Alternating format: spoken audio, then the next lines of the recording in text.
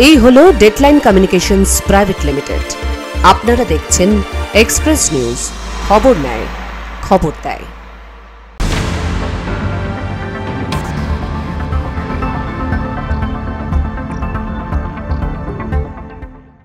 Express Today brought you by Ankur Baikar private limited. নমস্কার, Express নিউজে আপনাদের সকলকে জানাই স্বাগত। আমি মৌপ্রিয়া। শুরু করছি আজকের এক্সপ্রেস টুডে। অবশেষে পুলিশের জালে ধরা পড়ল ভারত বাংলাদেশ সীমান্তবর্তী বালাভূত গ্রাম পঞ্চায়েতের পূর্ব বালাভূত এলাকার ইয়াবা ট্যাবলেট কারবারির মূল পান্ডা হামিদুল হক।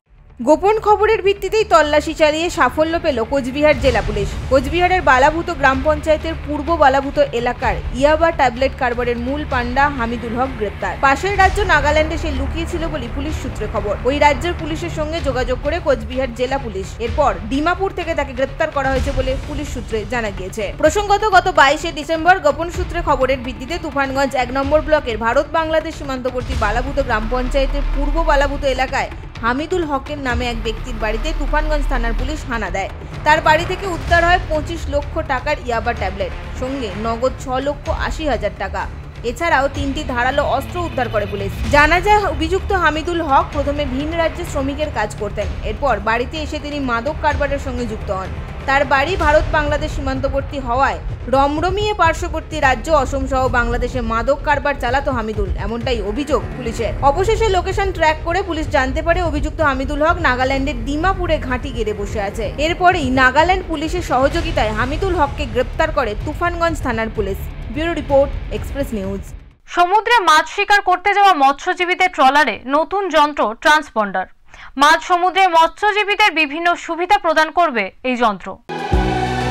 সমুদ্রে মাছ শিকারে যাওয়া মৎস্যজীবীদের ট্রলারে একটি নতুন যন্ত্র 2-ওয়ে MSS ট্রান্সপন্ডার স্থাপন করা হচ্ছে।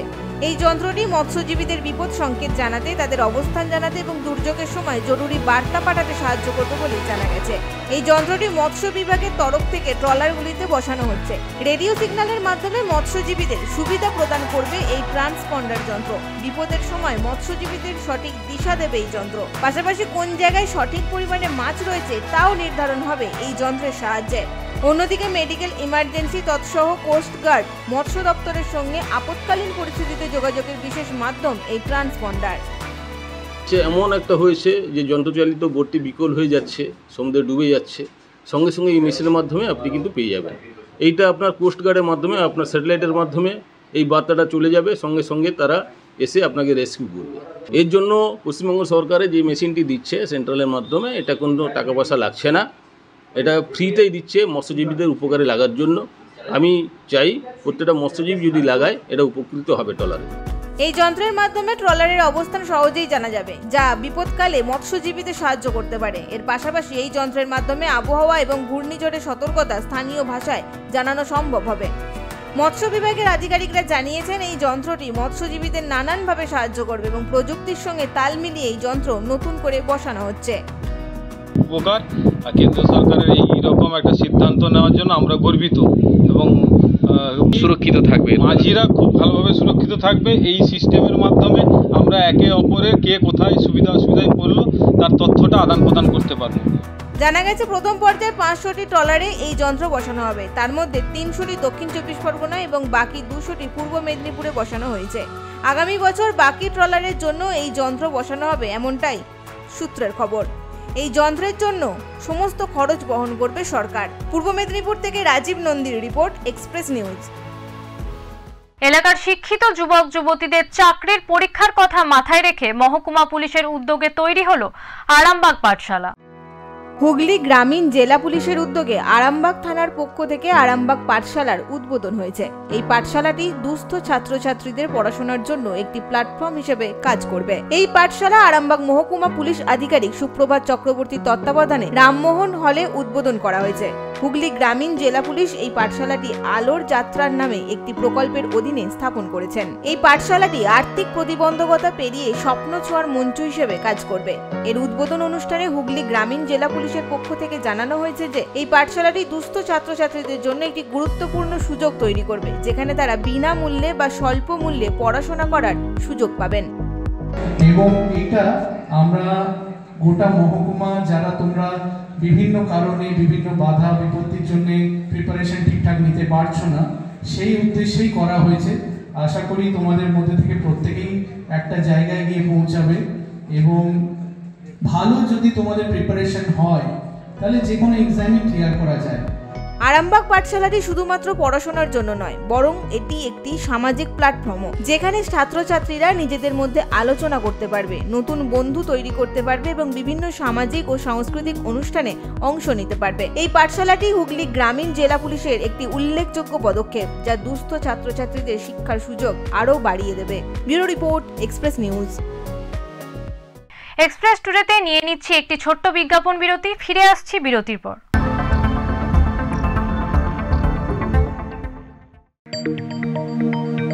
আঙ্কুর বায়োকেম প্রাইভেট লিমিটেড ইস্টার্ন ইন্ডিয়াতে সর্ববৃহৎ ইথেনল প্রস্তুতকারক।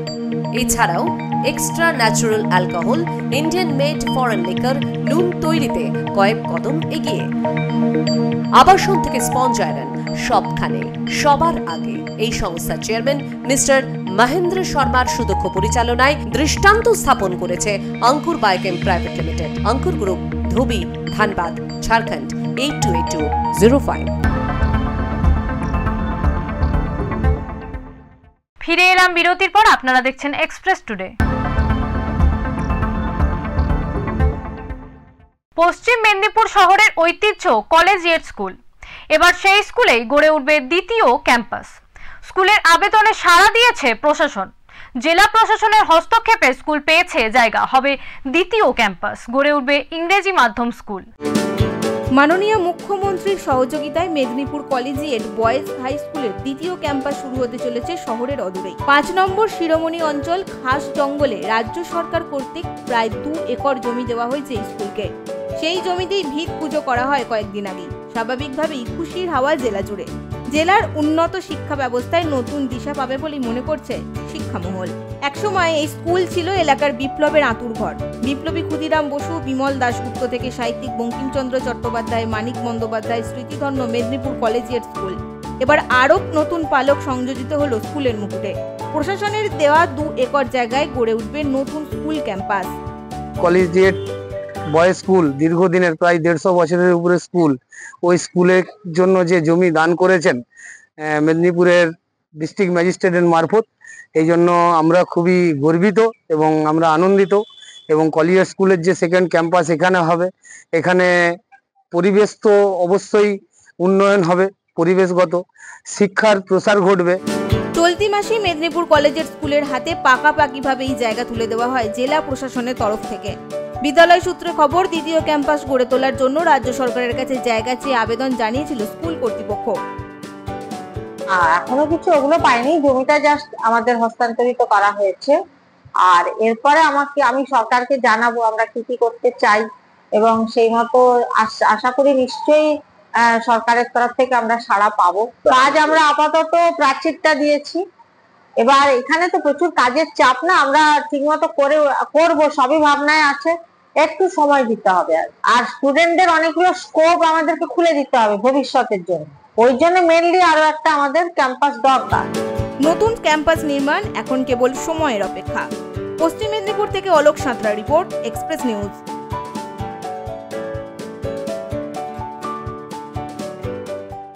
পেহেলগাঁওয়ে জঙ্গি হামলার পরই ভারতের সীমান্তবর্তী অঞ্চলগুলিতে বাড়ানো হয়েছে নজরদারি। তেমনি ভুটান সীমান্তেও দেখা গেল কড়া পাহারা। ভুটান সীমান্তে বাড়ানো হয়েছে নজরদারি। ভুটান সীমান্ত জুড়ে রয়েছে Buxa tiger reserve forest. Bhutan Alipurduar সীমান্তে প্রায় 114 কিলোমিটার সীমান্তে ও বন এলাকায় নজরদারি বাড়িয়েছে বন দফতর ও পুলিশ। বক্সা টাইগার রিজার্ভের ডিএফটি ডক্টর হরিকৃষ্ণন জানিয়েছেন, বন দফতরের কর্মী অফিসারদের সমস্ত ছুটি বাতিল করা হয়েছে।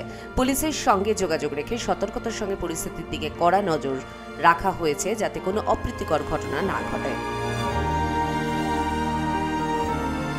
पूरा गवर्नमेंट डिपार्टमेंट्स का एग्जिस्टिंग जो छुट्टी है वो पूरा जो ऑलरेडी सैंक्शन छुट्टी कैंसिल हो गया। हमारा डिपार्टमेंट में भी जो भी अर्न लीव या कैजुअल लीव सब पहले अलॉट मतलब सैंक्शन हुआ था वो पूरा कैंसिल किया है। तो सभी स्टाफ और ऑफिसर्स ऑन ड्यूटी है, पूरा जो वाइल्ड लाइफ डिप्रेडेशन ड्यूटी है और नॉर्मली जो फॉरेस्ट डिपार्टमेंट का रूटीन ड्यूटी है वो सब ड्यूटी कर रहे हैं अभी। तो as of now all of them are on the field. Bureau report, Express News. Siliguri কুমারটুলির বেহাল অবস্থা হুঁশ নেই প্রশাসনের, ফলে ডুবছে ব্যবসা। শিলিগুড়ির মৃৎশিল্পীদের একত্রিত বাসস্থান হল শিলিগুড়ির কুমোরটুলি। দীর্ঘ বহু বছর ধরে এই কুমোরটুলি শিলিগুড়ির প্রাণকেন্দ্রে অবস্থিত। ঠিক এক পাশেই যেমনটা বয়ে গিয়েছে মহানন্দা নদী, ঠিক তেমনই আরেক পাশে রয়েছে কেন্দ্রীয় সরকারের রেল প্রকল্পের রাস্তা এবং রেল লাইন। সেই কুমোরটুলির এখন বেহাল দশা। বহু পুরনো হওয়ার এবং কোনো সংস্কার না হওয়ায় বর্তমানে ভগ্নদশায় পরিণত হয়েছে এই অতি প্রাচীন কুমোরটুলি। পাশাপাশি রেলের উন্নতিকরণের জন্য ছোট হয়ে গিয়েছে কুমোরটুলি প্রবেশের মূল রাস্তা। তাতেই সমস্যায় মৃৎশিল্পীরা। উল্লেখ্য, শরৎকালে যেমন শারদীয়া দুর্গাপুজো হয়, তেমনি চৈত্র মাসের বসন্তকালে হয় বাসন্তী পূজা। আর এই সময়গুলোতে এই কুমোরটুলিতে ভিড় উপচে পড়ে। কিন্তু বর্তমানে রাস্তা ছোট হয়ে যাওয়ায় প্রচুর মানুষ শিলিগুড়ির কুমোরটুলিতে আসতে চান না। আর তাতেই মন্দা দেখা দিচ্ছে ব্যবসায়। এছাড়াও বিশাল আকারের মূর্তির অর্ডারও আসে না রাস্তা ছোট হওয়ায়। এতেই প্রত্যেক বছর মোটা অঙ্কের ক্ষতি হয় শিলিগুড়ি কুমোরটুলির মৃৎশিল্পীদের। বহুবার রাজ্য সরকার ও কেন্দ্র সরকারের কাছে আবেদন করার পরও মেলেনি সুরাহা। তাই হতাশ মৃৎশিল্পীরা এখন আর ক্যামেরার সামনে এসে অভিযোগের কথা বলতেও চান না। তবুও কেউ কেউ আছেন যারা এখনো এই সমস্যা নিয়ে সরব। তারা এখনো হাল ছাড়তে নারাজ। তাদের মধ্যেই কেউ কেউ এক্সপ্রেস নিউজের সামনে জানালেন তাদের ক্ষোভের কথা। সমস্যা মেন যে রাস্তাটা ছিল সেটা নিয়ে, মূল রাস্তা নিয়ে। কারণ একটা রাস্তা দিয়ে যাওয়া আসা, প্রতিমা নিয়ে যাওয়ার সময় খুবই অসুবিধাজনক। হ্যাঁ, তো মেন রাস্তা, তার জন্য আমরা বিভিন্ন জায়গায় দিয়েওছিলাম, মানে আবেদন থেকে শুরু করে সব জায়গায়। হ্যাঁ, যেমন এসএস আলুওয়ালিয়া যখন ছিলেন, হ্যাঁ, সেক্ষেত্রে তখন তার কাছেও দেওয়া হয়েছে। তারপর এমপি এখন যিনি আছেন রাজু বিশ, তার কাছেও মানে আবেদন দেওয়া হয়েছে। রেল মানেই আমি যেটুকু জানি কেন্দ্রীয় সরকারের, তার এই কাজটা তো তাদেরকেই করা উচিত, তাদের হাত বাড়িয়ে দিয়ে। হ্যাঁ, এটা যেহেতু আমাদের সকলের, হ্যাঁ, তাদেরকে এই কাজগুলো মানে করা উচিত। কিন্তু সেক্ষেত্রে কোনো সারা আগের কেউ দেয়নি। ইনার কাছেও বিগত 5 বছর হয়ে গেছে, আবার দিতে আবার মোটামুটি 1.5 বছর বোধহয় হতেই চললো, তারপরেও কোনো সাড়া নেই। দুশ্চিন্তা এখন শিলিগুড়ির মৃৎশিল্পীদের নিত্য সঙ্গী। কেমন করে সব খরচ সামলে ধরে রাখবেন ব্যবসা, তা ভেবেই ঘুম উড়েছে তাদের। সমস্যাকে সঙ্গী করেই চলতে হচ্ছে তাদের, কারণ তাদের আর্তনাদ শোনার কেউ নেই। কবে তৎপর হবে প্রশাসন? কবে এই মানুষগুলো আশার আলো দেখবে? তার উত্তর দেবে সময়। শিলিগুড়ি থেকে ঋত্বিক ভট্টাচার্যের রিপোর্ট, এক্সপ্রেস নিউজ। কদর কমেছে তাল পাখার, বাধ্য হয়ে অন্য পেশার সঙ্গে যুক্ত হচ্ছেন তাল পাখার ব্যবসায়ীরা। এসো বসো আমার উঠানে, বুক ভরে নাও শ্বাস, শীতল পাটি বিছিয়ে দেব তাল পাখার বাতাস। তাল পাখা এ যেন গ্রাম বাংলার চিরন্তন আতিথেয়তার প্রতীক। তবে এই আধুনিক যুগে এসি, কুলার, ফ্যানের দাপটে ফিকে হয়ে গেছে হাতে তৈরি পাখার বাতাস। লোডশেডিং হলে আগে যাও বা এই হাত পাখার খোঁজ পড়তো, এখন ইনভার্টার বা জেনারেটরের সাহায্যে লোডশেডিং হলেও মাথার উপর বনবন করে ঘুরছে ফ্যান। ফলে বাড়ি বাড়ি এই পাখার কদর কমেছে, বিক্রি কমে গেছে। যারা এতদিন এই পাখা তৈরি করে 2 পয়সা রোজগার করত, সেই সমস্ত ব্যবসায়ীদের মাথায় হাত। পাখা বিক্রি আগে থেকে অনেকটাই কমে গিয়েছে, কারণ সব ঘরে ঘরে এসি, কুলার হতে মোটামুটি কমে। হসপিটালের ইতেও আগে যা বিক্রি হতো পাখা যে হারে, সে তুলনায় এখন অনেকই কমে গিয়েছে পাখা বিক্রি। সেকালে তীব্র দাবদাহ থেকে মুক্তি পাওয়ার জন্য গোটা বাংলার মানুষ যার উপর ভরসা রাখতেন সেটি হচ্ছে তাল পাখা। গরম লাগলেই হাতে তাল পাতার তৈরি ওই পাখা ঘুরিয়ে গরম থেকে সহজেই মুক্তি পাওয়া যেত। এই তাল পাতার তৈরি পাখার সঙ্গে বাংলার ঐতিহ্য এবং প্রাচীনত্ব ওতপ্রোতভাবে জড়িত। তবে আজ যুগ পাল্টেছে, আধুনিক ফ্যান, এসি, কুলারের কাছে হার মানতে বাধ্য হয়েছে গ্রাম বাংলার একদা ব্যবহৃত তাল পাতার পাখা। গরমের সময় তার জন্যে কোনো সময় যদি এমার্জেন্সি প্রয়োজন হয় বাড়িতে, তার জন্য পাখা কিনতে না, অত ব্যবহার হয় না, হয় এমার্জেন্সি। বর্তমান সময়ে লোডশেডিং কম, আর লোডশেডিং হলেও ইনভার্টার বা জেনারেটরের সাহায্যে সহজেই ইলেকট্রনিক সরঞ্জাম যেন ফ্যান, কুলার বা এসি চালিয়ে নিচ্ছে আম জনতা। আর যার জেরে আজ বাংলার বাড়িতে বাড়িতে তাল পাখার কদর তেমন একটা নেই। তালপাতার তৈরি এই পাখা বর্তমান দিনে সেই অর্থে ক্রেতাদের মনে জায়গা করে নিতে না পারায় আজ তালপাখা বিক্রেতারা অনেকেই ব্যবসা পরিবর্তন করেছেন, আবার নতুন প্রজন্ম এই শিল্পের সঙ্গে যুক্তই হতে চাইছেন না। এমনই চিত্র উঠে আসছে মুর্শিদাবাদ জেলার বিভিন্ন বাজারে। মুর্শিদাবাদ থেকে রক্তিম সিদ্ধান্তের report, Express News. Express today এখনকার মতো এই পর্যন্ত। চোখ রাখুন এক্সপ্রেস নিউজে। এক্সপ্রেস নিউজ খবর নেয়, খবর দেয়।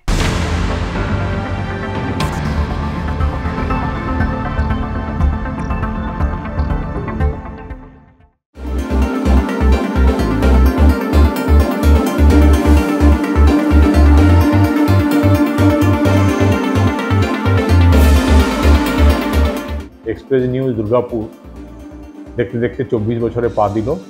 আমি এই সুবাদে আর যে এডিটর মদন সিং, তিনি আমার বহুদিনের পূর্বপরিচিত। 2009 সাল থেকে তাকে আমি চিনি বর্ধমানে কাজ করার সুবাদে। তাকে, তার সমস্ত ক্রু মেম্বারকে, আর ফটোগ্রাফারকে, যারা রিপোর্টার আছেন তাদের এবং দর্শকদের, সবথেকে বড় কথা দর্শক যদি না থাকে কোনো চ্যানেল চলতে পারে না, এবং একটা চ্যানেল চলতে পারে না যদি না সত্য খবর কিছুটা পাবলিশ করা যায়। আর আজকের মিডিয়ার যুগে মিডিয়াকে নিয়ে একটা দারুণ সন্দেহ তৈরি হয়েছে। এই যুগেও এক্সপ্রেস নিউজ এত বছর ধরে টিকে রয়েছে এবং তার সুনামের সঙ্গে তাদের নিউজ পোর্টাল চালিয়ে যাচ্ছে, তার জন্য আমি তাদের সবাইকে শুভেচ্ছা জানাচ্ছি। এবং দর্শক যারা নিউজ এক্সপ্রেস দেখেন তাদেরকে আমি শুভেচ্ছা এবং ধন্যবাদ জানাই।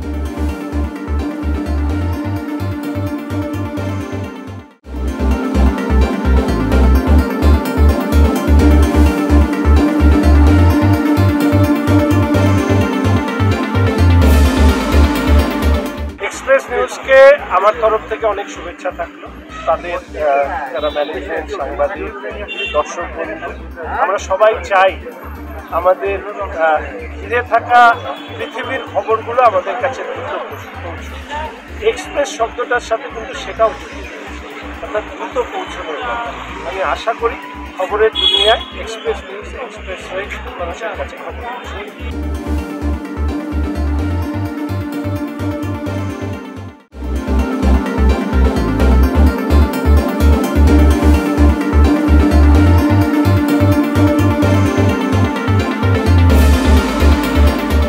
एक्सप्रेस में আমি এত বড় ভালো কাজ করছে, ওনাকে আমি শুভেচ্ছা জানাই। और फ्यूचर और ভালো কাজ করতে হবে, और যে সামাজিক কাম से ওনার উপরে নিউজ করতে হবে।